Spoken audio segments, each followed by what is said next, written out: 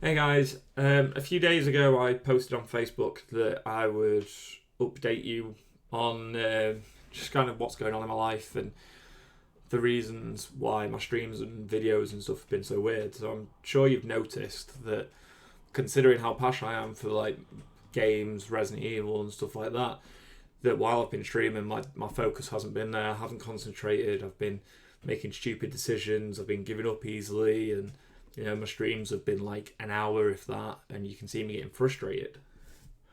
Sorry. um, so a lot of you will also know that I created this channel originally to be a way of trying to educate those that don't have an understanding of mental health and to help try and create a community for those within the gaming side of things that do struggle with mental health, as there's a lot of us out there that use games and online activity and stuff like that as a way of escaping the real world. Um, I think, if anything, yesterday actually, has brought that even clearer with the death of Reckful. Um, sorry, I don't write any of this stuff down. I just talk. So if I stop and I stutter and I think and stuff like that, that's the reason why. But basically, over the past few months, there's been some I don't know. It's just a lot's happened over the past few months, and I've struggled to concentrate and had some really crap times, and it's just been a bit continuous. So around 2 months ago, I was in a really low place. So low, in fact, that I had to talk to my wife about it because I'm, even though I'm open with having these problems and stuff like that, I don't want to pass the pressure on to anybody else. So I don't really like talk to my wife and stuff about these issues unless I have to because I don't want her to feel the added stress with me dealing with stuff like this. And that's the same for my family and friends, other than a select few of friends that part of the Discord server and stuff like that are much more not understanding, but they they don't put the pressure on themselves as much, kind of thing. They just let me rant and talk. Um, so I was in such a bad place that my wife had to call my GP. My GP saw me the same day, in fact, within a few hours during this pandemic, I'll point out, and increased my medication on the same day by 50%. So that's helped. It has helped. The peaks and troughs are a lot less severe, so I'm not jumping for it like from a perfectly standard state and falling off a cliff emotionally, kind of thing.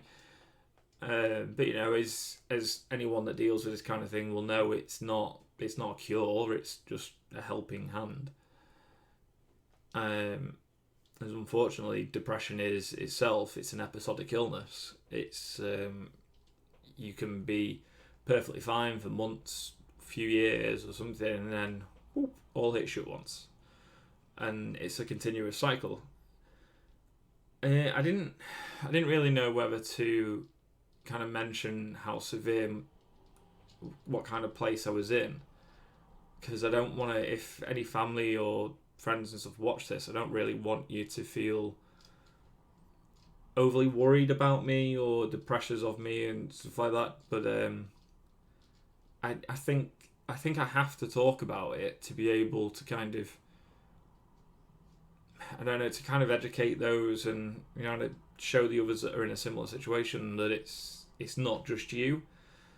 Um, so let's just put it this way: there's now a lock on my loft which I do not have the key for. Let's just go with that. I think that's the simplest way of putting it without going into any detail. Um, so yeah, during dealing with that, my wife developed COVID. She's frontline staff.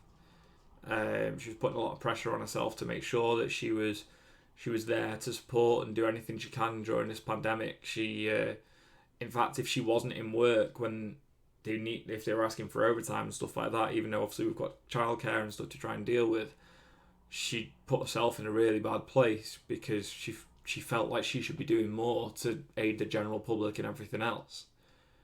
So then she developed COVID.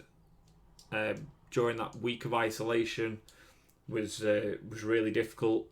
So she wasn't able to see the children. So what we did is she had a downstairs living existence, and me and the kids had an upstairs living existence to make sure that she didn't have contact with them in case that risk was there, that she could pass it on to the children. Within that time, she was isolated. I then developed COVID, so then I went into isolation as she came out of isolation. So we basically swapped sides. I thought I'd really struggle with isolation, with me not being able to see my kids. A lot of you know that my driving thing in life is my children. I really did think I'd struggle horrendously, but I was that worn down, and I was that, I don't know, fatigued and just low, that I didn't have the energy to feel like depressed or to have these horrendous thoughts and stuff like that. I think I just slept. I slept like 14 hours a day, and while I was awake for a lot of it, I don't remember what I was doing. The worst thing I did have during that kind of thing is, and it wasn't just for then, because I was actually off in total for 5 to 6 weeks with a gap in the middle, which I'll explain in a minute, was my anxiety would build up. So with me, and I'm pretty sure with a lot of people out there with anxiety, if there's a situation out there that I don't do anything about, it's my fault, if that makes sense. So it's my fault somebody is suffering in that situation because I didn't do anything to help them. So this goes from big things to seeing, I don't know if I can go back through some of the crap I've seen, through people in fights, and just stupid things, to even like me being off sick from work. So while I was off sick from work, I was constantly worrying about like the stresses and strains and stuff that was put on my colleagues because I wasn't there to lighten the load.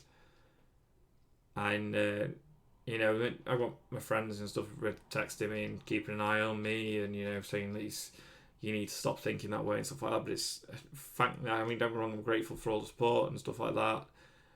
But unfortunately, it's not the way it works. You can't just stop it. So 3 weeks after I tested positive, I went back to work. I think it was 3 weeks anyway. Basically, I forced myself back to work because I was struggling being in the house. I'd been out of the house once in 3-4 weeks. I needed human interaction more than anything. I needed to relieve myself and make me think that I was doing something useful. So yeah, I went back to work. Within the week of me being back to work, I ended up on the sick again. This was because my breathing wasn't right. I only went back for half shifts, and by the time I'd done half shift, I'd go home and sleep. So that's like 4 hours, and I wasn't doing anything physical. I was literally sat in an office doing computer work.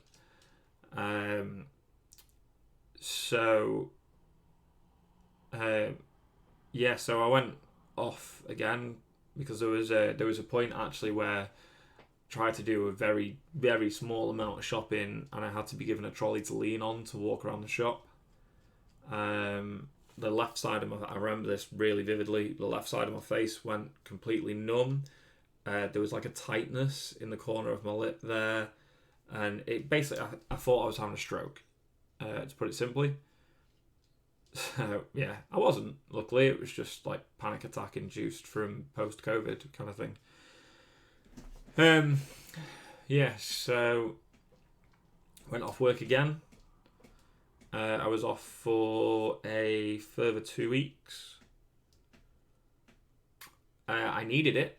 I needed it to physically recover more than anything, because when I went back to work, I was completely different to how I was. So yeah, went back to work. I've actually missed a bit out in this timeline. So just before my wife caught COVID, my uncle died. I was due to go to the funeral and stuff like that, and then because we both caught COVID, we weren't able to attend the funeral. Which, yeah, it's to be told you can't attend a funeral because got, you've got an illness that you're at risk of basically passing to the other people there, to the point you're at risk of causing more funerals. Yeah, it wasn't nice not to be able to, to be able to go and support my mum and my cousins and my auntie and stuff like that at the funeral. That was, yeah, that was quite horrid. Yeah, so I went back to work after all that. Felt brilliant being back at work, not gonna lie. Felt absolutely brilliant being back at work. Because I felt useful again. I felt like I was doing something that was aiding people and, just, yeah. Some ups and downs in work and stuff, nothing severe. And then this week, so we're looking at 2 to 3 weeks since I've been back in work. In fact, actually, there's a gap in here again. Sorry. So when just after going back to work, my dad forced me out of the house on a bike ride kind of thing to try and improve my mood, and thanking him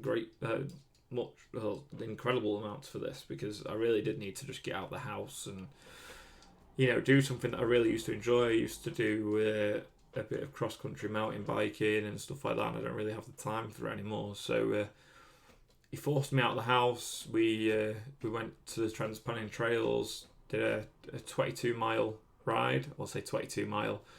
I had to stop at probably about 17, 18 miles to walk for a bit, because I just couldn't cope with the. I was still fatigued from COVID and stuff like that. But what really hit me hard during that was seeing how stressed my dad is over everything. My dad's a hard worker. He always has been, and he always will be. But he's working 15 hours a day. He's not sleeping. And what probably hit me the hardest was, for my dad to get on his bike, he was having to lower his seat and me hold the bike for him to lift his leg over, because he was getting pains in his hips and stuff like that again. And the guy's like, he's 2 years from retirement, and he's doing ridiculously long shifts, and just everything in general about his job is just kind of ridiculous at the moment. So that's putting a lot of stress and pressure on my mum and stuff as well, because she's really concerned for his health. And then this week, I work alongside my mum, for those of you that don't know. I had to take my mum to hospital after she had a panic attack in the morning that then seemed to have induced... Sorry, she had an asthma attack in the morning that then seemed to induce a panic attack later on. This has happened once before, probably about a year ago. It was a bit more severe a year ago, where we thought she'd had a heart attack. But she looked very similar. She was very pale, looking very frail. Couldn't catch a breath after 2 hours after having this asthma attack. Inhalers weren't doing anything. And she was basically like a tired child, like when they sit there and they're kind of trying to force themselves to stay awake and their eyes close and dip. So I took mum to A&E. Couldn't go into A&E with her because of the current crisis.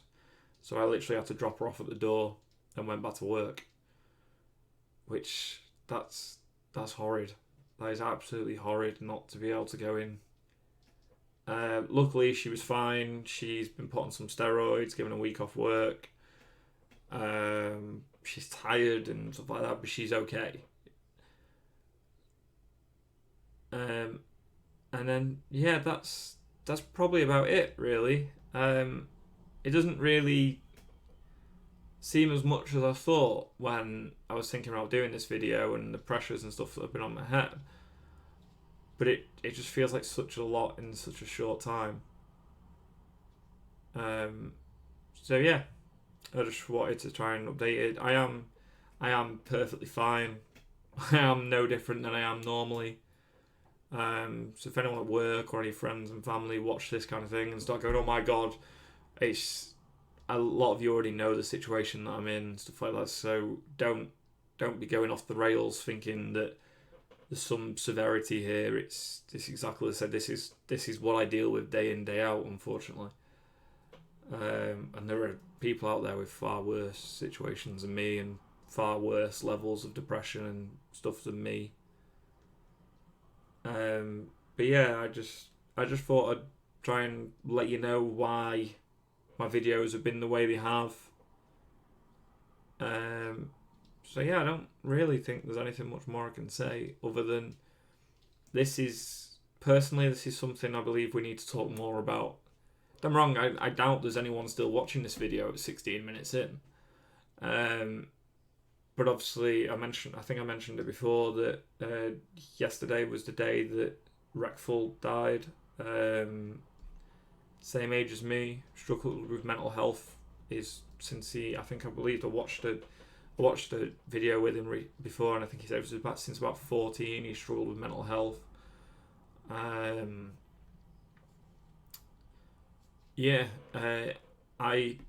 This is just something needs to be out there. It needs to be spoken about, and you need to not be concerned about how people are going to react.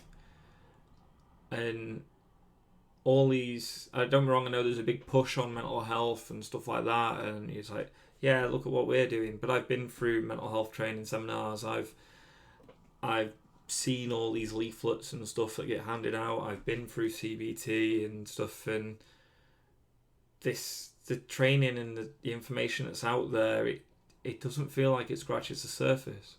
It really doesn't. Yeah, it more feels like it's out there to spot you when you're having a bad day more than when you have an actual illness, a lifelong illness. I'll point out. Yeah, there are people that have depressed, months and stuff like that, and there are bad things happen, and they get they get depression that way, but it's not the clinical depression, if you know what I mean. It's not caused by a fault in your body. It's just you've had a really crap time. And I don't think the information's there. I don't think the people that, even those that go out of the way to try and educate them on there to try and support other people and stuff like that, I really don't think people understand. But anyway, I better go. So if anyone has watched 18 minutes of me rambling on, thank you. And I'll see you again next time.